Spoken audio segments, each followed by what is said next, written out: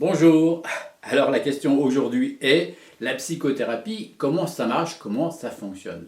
D'ailleurs la question est légitime parce que vous le savez comme moi qu'il existe plusieurs types de psy, les psychiatres, les psychologues, les psychanalystes, et plusieurs champs théoriques, les freudiens, lacaniens, kleiniens, que sais-je, il en existe bien d'autres. Alors vous vous dites avec ces différents psys, ces différentes écoles, comment ça peut fonctionner? La psychothérapie, ça fonctionne essentiellement à travers une relation à l'autre neutre et bienveillante suivant la formule consacrée.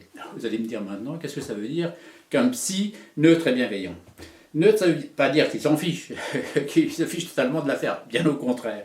Ça veut dire tout simplement qu'il maîtrise ses affects, qu'il les a maîtrisés à travers une analyse, ou qu'il les maîtrise, ses affects personnels, ses affects relationnels, ses affects culturels, ses affects cultuels même pour certains.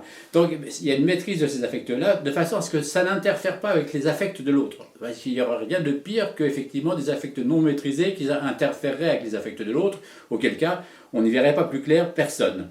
On peut avoir un exemple simple de ce que je dis à travers quelquefois des choses qui vous arrivent lorsque vous avez un souci quelconque et vous arrive d'en parler à un voisin ou à un ami et que sais-je. Très souvent la conversation tourne autour, vous lui soumettez vos soucis et l'autre va vous dire ah oui mais c'est comme moi ceci, cela. Vous voyez, vos affects vont interférer avec ses propres affects et du coup vous n'y voyez pas forcément plus clair après même si l'intention de l'autre était plutôt positive.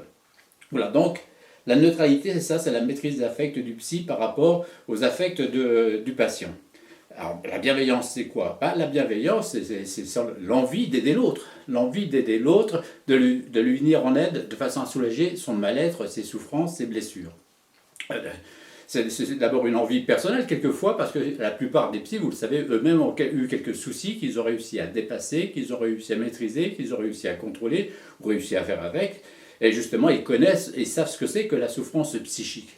Donc il y a peut-être une démarche personnelle, mais il y a surtout, j'allais dire, une démarche professionnelle. C'est-à-dire qu'à la limite, ils sont payés pour ça, leur rémunération est faite justement dans le but d'aider l'autre.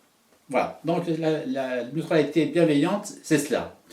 Alors, qu'est-ce qui fait la psychothérapie? D'abord, c'est la relation de confiance. Il ne peut pas y avoir de psychothérapie sans relation de confiance. On le voit bien. Il est important que le patient puisse avoir une confiance totale dans ce thérapeute de façon à pouvoir s'appuyer dessus, de pouvoir avancer, de pouvoir progresser avec lui. Alors maintenant, quel est le principe global ou général, si vous voulez, de la psychothérapie? Il est assez simple tout compte fait. Vous le savez, là aussi, tout comme moi, on se construit à travers les interactions, à travers l'environnement qui a été le nôtre, à travers en particulier les relations qui ont été les nôtres avec le ou les parents. Pourquoi on met toujours en cause le ou les parents? C'est là aussi, c'est parce que les parents sont eux qui passent la majeure partie du temps avec l'enfant. Donc c'est avec eux que se construisent la personnalité, que se construisent les relations, les interactions, etc. etc. Donc, si pour une raison ou pour une autre, tout ça s'est mal passé ou pas très bien passé, eh bien, ce qui va se passer dans la thérapie, l'enfant ou l'adulte, une fois devenu adulte, il va se construire ou se reconstruire à travers une autre relation. Mais cette fois-ci, cette relation va être neutre et bienveillante. L'autre va lui renvoyer quelque chose de positif, de constructif, et qui va permettre à l'individu de retrouver davantage de bien-être, d'équilibre, de sérénité, une image de lui beaucoup plus positive, beaucoup plus constructive. Vous voyez, c'est assez simple.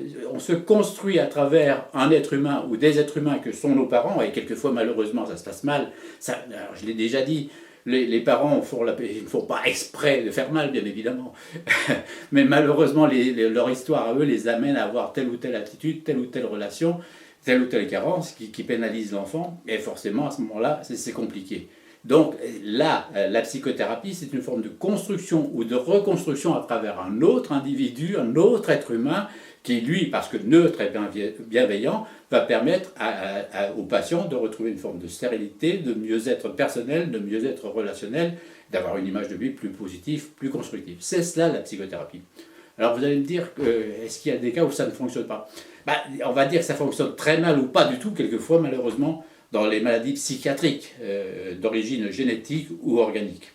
Pour ce qui concerne la psychothérapie de l'enfant, c'est un petit peu différent et je vous en parlerai dans une autre chronique. C'est un petit peu différent la façon de procéder. La psychothérapie de l'enfant, c'est une psychothérapie particulière. Voilà, j'espère que vous en savez plus aujourd'hui sur la psychothérapie et comment ça fonctionne. Et on se retrouve une autre fois pour d'autres chroniques. Au revoir.